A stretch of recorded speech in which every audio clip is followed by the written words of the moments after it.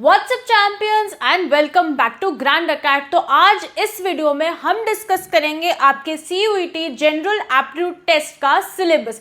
अब ये वीडियो आप लोगों के लिए बहुत ज़्यादा इंपॉर्टेंट है और ये एक ही वीडियो है जो आपको बहुत अच्छे तरीके से बता देगी कि जनरल एप्टीट्यूड टेस्ट का सिलेबस क्या है। ये वाली जो वीडियो है बच्चों, ये टू द पॉइंट वीडियो है और इसमें हम वही बात करेंगे जो CUET में आपसे NTA पूछा करती है। और शुरू करने से पहले मेक श्योर कि आप इस वीडियो को लाइक करो, ग्रैंड अकेडमी को सब्सक्राइब करो, क्योंकि बहुत बढ़िया CUET कंटेंट यहाँ पर आने वाला है। क्योंकि हम लोग आपको एक CUET टॉपर बनाना चाहते हैं, तो उसके लिए आपको right strategy, right study material, lectures, बहुत सारी चीज़ें यहाँ पर आने वाली हैं। और मेक श्योर कि आप हमारे इस वीडियो को हाइप करो। बच्चों, आपको ये वीडियो देखनी ही देखनी है और दूसरों तक भी पहुंचानी है। तो जितना ज़्यादा आप इसको हाइप करोगे उतनी ज़्यादा सही इन्फॉर्मेशन बच्चों के पास पहुंचेगी। अब बच्चों, सबसे ज़्यादा आप लोग डरते हो जनरल एप्टीट्यूड टेस्ट से। तो देखो, सबसे पहले यू हैव टू अंडरस्टैंड कि जनरल एप्टीट्यूड टेस्ट कोई कैट लेवल, मैट लेवल या सैट लेवल एग्ज़ाम नहीं है। ये आपका एक ऐसा एग्जाम है जो आप अपने 12th के बाद दे रहे हो। आपको बिल्कुल भी नहीं घबराना है, मेरे साथ इस वीडियो को एंड तक देखना है। मेक श्योर कि आप इस वीडियो को हाइप करो, ठीक है, और सब्सक्राइब भी कर देना। अब हम फटाफट से शुरू करते हैं। अब बच्चों, यहाँ पर अगर आप ध्यान से देखोगे तो NTA ने हमें क्या सिलेबस दिया है। तो NTA ने हमें बोला है कि भाई आपका एक जनरल नॉलेज और करंट अफेयर्स का सेक्शन होगा, general mental ability, numerical ability, ये हमारी LR हो जाएगी, ये हमारी न्यूमेरिकल एबिलिटी क्वांट हो जाएगा। रीजनिंग आएगी जिसमें simple application of basic mathematical concepts, quantitative arithmetic, algebra, geometry, mensuration, statistics. अब आपको ये चीज़ ध्यान में रखनी है कि यहाँ पर जो CUET है बच्चों, CUET में 11th 12th की मैथ्स नहीं आती है।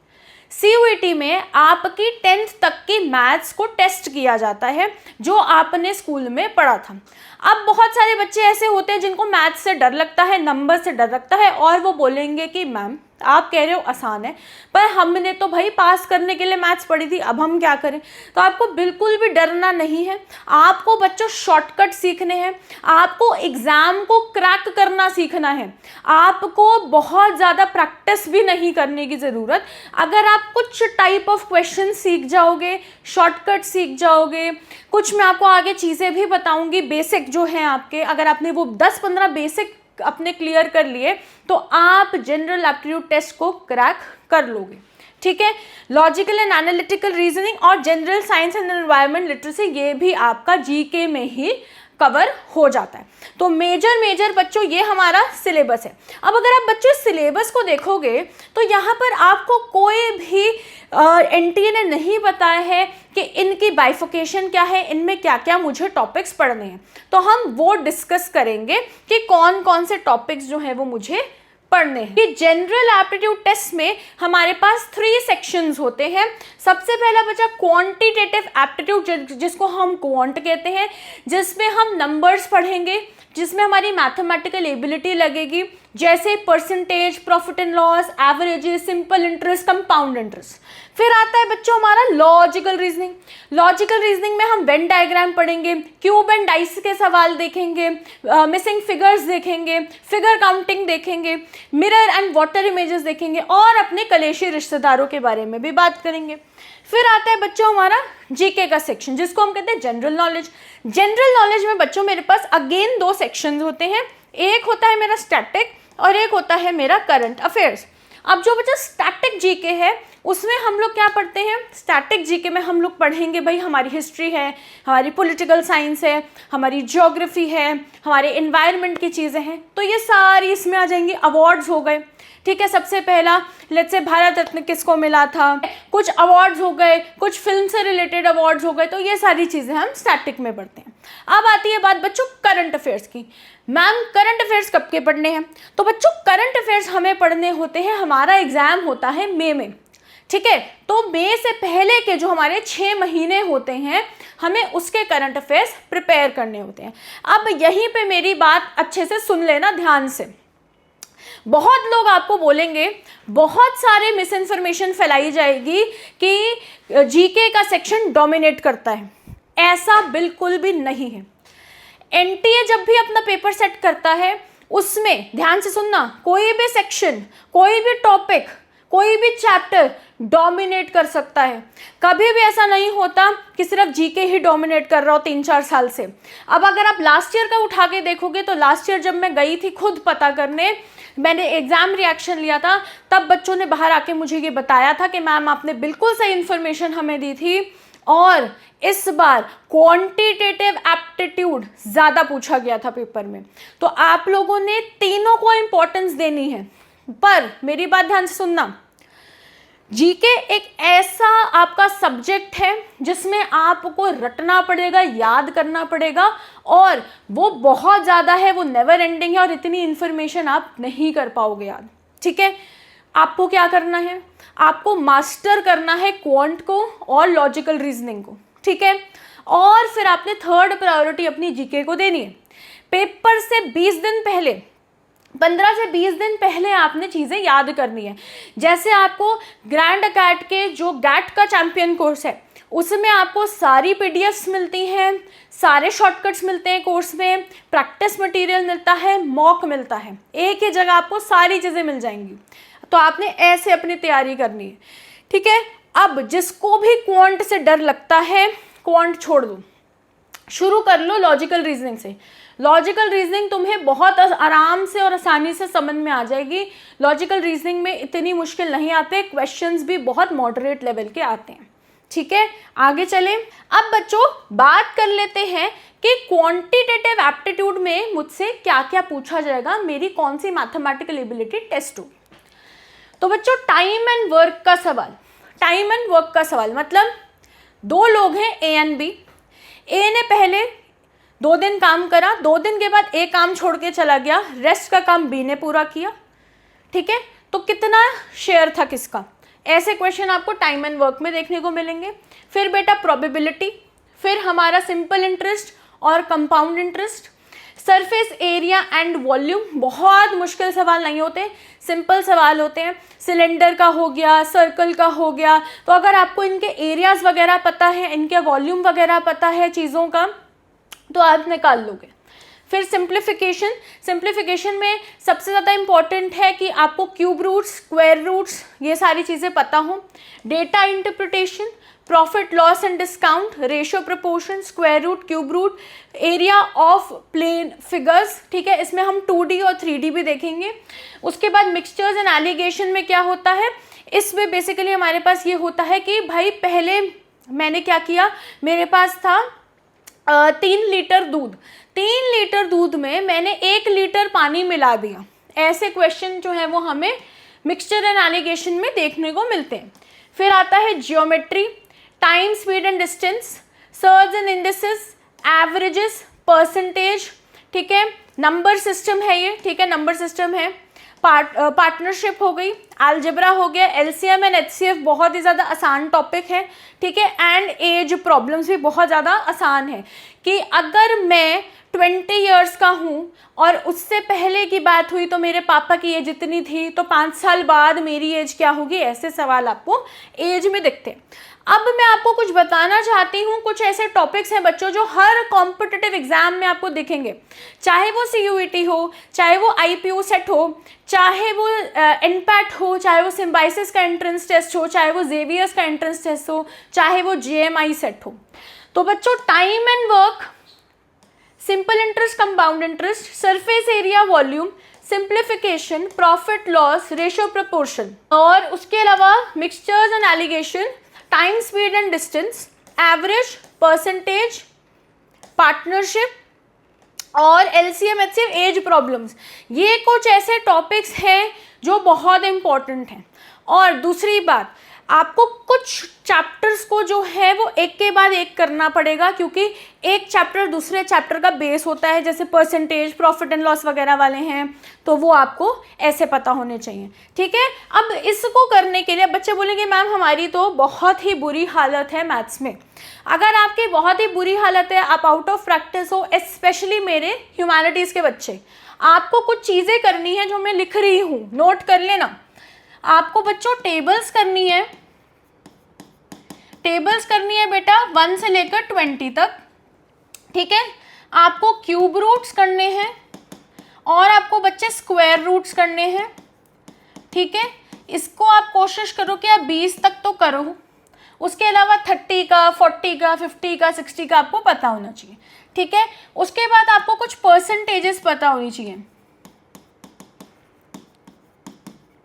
परसेंटेजेस मतलब कि 20% को हम कैसे डिनोट करते हैं, 1/5। उसके अलावा जितनी भी मेरी प्रॉपर्टीज हैं, किसकी, मेरे फिगर्स की, मेरे एरियाज, ठीक है, ये सारे आपको ये सारी चीजें पता होनी चाहिए। अब जो भी बच्चा ग्रैंड अकेड का general aptitude test champion course join करता है, उसको एक बेसिक इंट्रोडक्टरी वीडियो मिलती है और उसी के साथ साथ एक PDF मिलती है। वो बेसिक लेक्चर है आपका, जिसमें मैं आपको बताऊंगी मिक्स फ्रैक्शन को फ्रैक्शन में कन्वर्ट कैसे करते हैं। जैसे अगर मेरी कोई फ्रैक्शन है 8 1/2, ठीक है, तो अगर मुझे इस मिक्स फ्रैक्शन को फ्रैक्शन में कन्वर्ट करना है तो मैं कैसे करूंगी, 2 8 कितना होता है, 16 + 1 17/2, ठीक है। ये चीज़ें हो गई, मेरी प्रॉपर्टीज हो गई, फिगर्स हो गए। अच्छा, स्क्वायर रूट्स क्या होते हैं, अच्छा आपको ये भी पता होना चाहिए प्राइम नंबर्स, नेचुरल नंबर्स, ये सारी चीज़ें आपको पता होनी चाहिए, क्योंकि जब हमारे नंबर सीरीज के क्वेश्चंस आएंगे तब आपकी ऑब्जर्वेशन बहुत अच्छी होनी चाहिए। आपको ऑब्जर्वेशन से ही पता चल जाएगा कि अच्छा इसमें कुछ भी मेरे को फॉर्मूला नहीं लगाना, ये तो सीधा सीधा प्राइम नंबर है, तो अगला जो नंबर आएगा वो प्राइम नंबर होगा। समझ आ रही है मेरी बात? तो ये चीज़ें आपको कर जानी है। बच्चों, आते हैं हमारे लॉजिकल रीजनिंग के सेक्शन पर। लॉजिकल रीजनिंग में सबसे पहले हमारे कलेशी रिश्तेदार, ब्लड रिलेशन की बात होगी। जैसे क्वेश्चंस आते हैं, pointing towards a painting, Ram said that man in the painting is my mother's brother's son। ऐसे करके क्वेश्चंस आते हैं। डायरेक्शन टेस्ट, ठीक है, कि मैं अभी घर है मेरा, मैं घर से नॉर्थ की तरफ निकला, ठीक है, 5 किलोमीटर चला, वहां से मैंने राइट ले लिया। ये सारे क्वेश्चन आपके डायरेक्शन टेस्ट में आते हैं। कोडिंग डिकोडिंग बहुत ही आसान और मज़ेदार चैप्टर है। आपको कोई नाम है, जैसे लेट्स से कि कोई एप्पल है, एप्पल को उन्होंने किसी चीज़ में कोड करके दे दिया और आपको वो डिकोड करना है, ठीक है। उसके बाद हमारा असर्शन एंड रीजनिंग के सवाल आते हैं, मिसिंग नंबर का सवाल आता है, क्यूब एंड डाइस का सवाल आता है, अल्फाबेटिकल सीरीज हो गया, कैलेंडर हो गया, मिरर इमेज, एम्बेडेड फिगर है, फिगर के अंदर फिगर और फिर मुझे निकालना होता है, रैंकिंग हो गई, सिलॉजिज्म हो गया, वाटर इमेज है, काउंटिंग फिगर्स है, नॉन वर्बल रीजनिंग है, वेन डायग्राम है, पेपर कटिंग है, एनालॉजी है, क्लॉक है, नंबर सीरीज है, क्लासिफिकेशन है, मेंसुरेशन है, और इसके साथ साथ हमारी अल्फा न्यूमेरिक है, अल्फाबेटिकल नहीं, अल्फा न्यूमेरिक सीरीज है, जिसमें नंबर्स भी होते हैं, अल्फाबेट्स भी होते हैं। लॉजिकल रीजनिंग बहुत आसान होती है एज कम्पेयर टू क्वांट। तो अगर आपको क्वांट से डर लगता है तो अपना कॉन्फिडेंस बिल्ड करने के लिए आप लोग लॉजिकल रीजनिंग के साथ शुरू कर सकते हो, ठीक है। अब बहुत ही इंपॉर्टेंट है जनरल एप्टीट्यूड टेस्ट को क्रैक करने का कि आपको शॉर्टकट्स और ट्रिक्स आनी चाहिए। बच्चों, एक बात समझना, हमें ना एक नेशनल लेवल कॉम्पिटिटिव एग्जाम को क्रैक करके अपने ड्रीम कॉलेज या ड्रीम यूनिवर्सिटी या ड्रीम कोर्स में जाना है। वहाँ पर जाने के लिए मेरे पास मुश्किल से 40 दिन है। अब या तो मैं इस 40 दिन को वीडियोस 3-3 घंटे 4-4 घंटे के देखने में लगा दूं, जिसमें वो मेरे को सिर्फ बेसिक ही क्लियर करवाने पे लगे हुए हैं, या फिर मैं कुछ शॉर्टकट्स लेकर कुछ बेसिक चीज़ें याद कर काम कर है ना, और मैं अपनी प्रैक्टिस कर इन टॉपिक्स को एस कर लूँ। अगर आप स्मार्टेस्ट तरीके से अपनी प्रिपरेशन करना चाहते हो, एफिशिएंट तरीके से अपनी प्रिपरेशन करना चाहते हो और दिमाग से प्रिपरेशन करना चाहते हो, अपना बिना टाइम वेस्ट करें, तो हमारा जो general aptitude test champion course है वो आप लोगों के लिए बेस्ट है। चलो, अब आती है बच्चों हमारी जनरल नॉलेज की बारी। उसमें हमारे पास 2 चीज़ें हैं बेटा, एक स्टैटिक, एक करंट अफेयर। अब बच्चों, जो हमारा स्टैटिक है ना, स्टैटिक में हमारी हिस्ट्री, हमारी ज्योग्राफी, हमारी पॉलिटिकल साइंस, हमारी इन्वायरमेंट से जुड़ी हुई चीज़ें, ये सारी यहाँ पर आएंगी, ठीक है, इनको आपको याद करना पड़ेगा, रटना पड़ेगा, और इसका कोई सोल्यूशन नहीं है, जिसके लिए हमारी आपको पीडीएफ्स मिलती हैं। पीडीएफ भी आपको बहुत ही अच्छे तरीके से, क्रिस्प तरीके से, थोड़ी क्रिएटिव तरीके से मिलेंगे ताकि आपको याद हो जाए। अब आती है बात बच्चों करंट अफेयर की।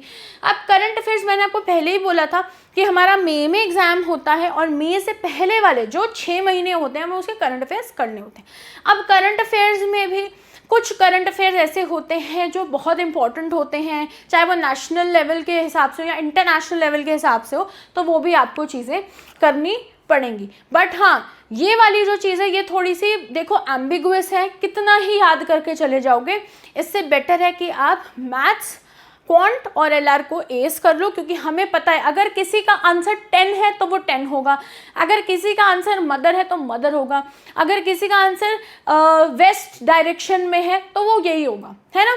तो यहाँ पर आंसर हमें पता होता है। वहाँ पर क्या है कि अगर आप भूल गए, स्टक हो गए, तो आप एग्जाम में उसी पे अटके रह जाओगे।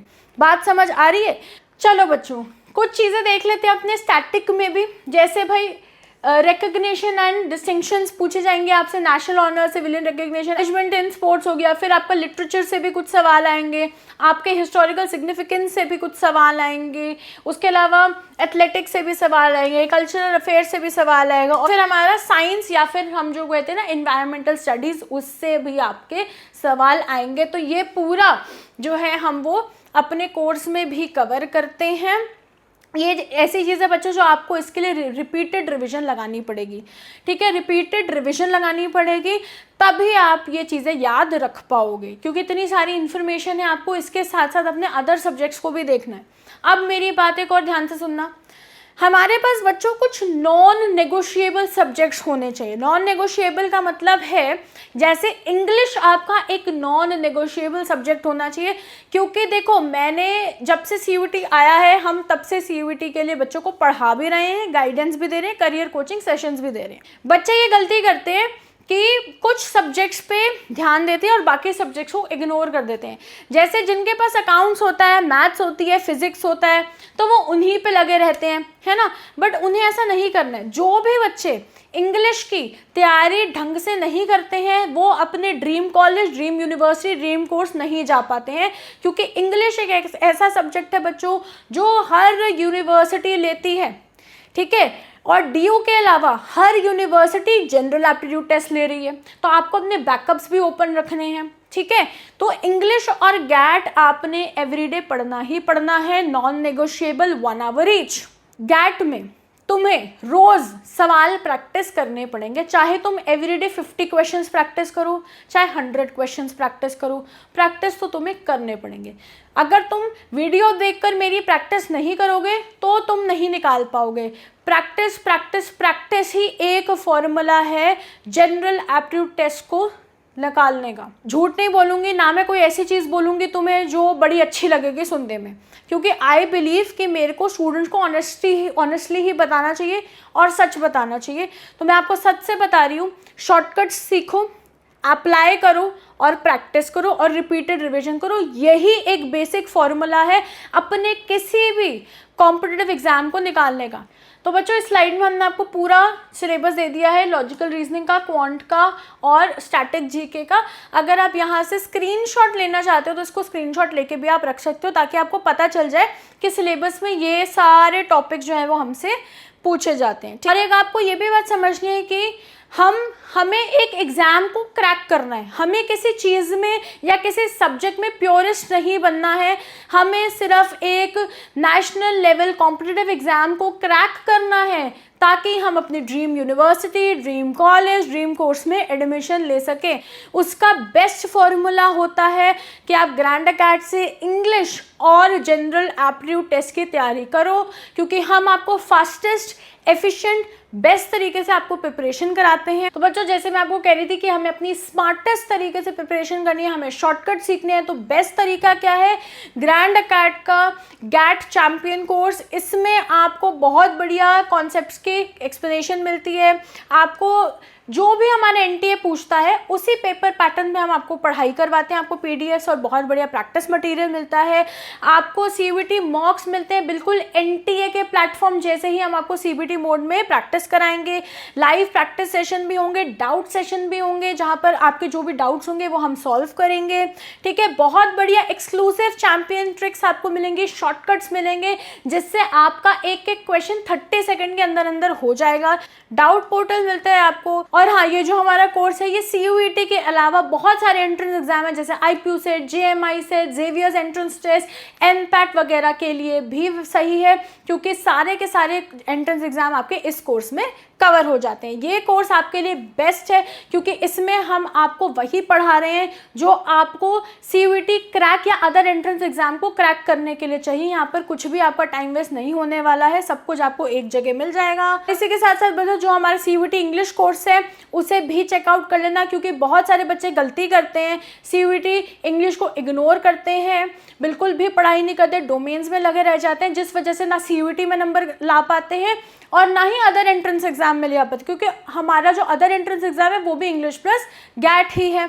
और इसमें भी आपको ऋत्विक सर आपको पता ही है कितने बढ़िया हैं, वही आपके सारे मास्टर क्लासेस लेंगे।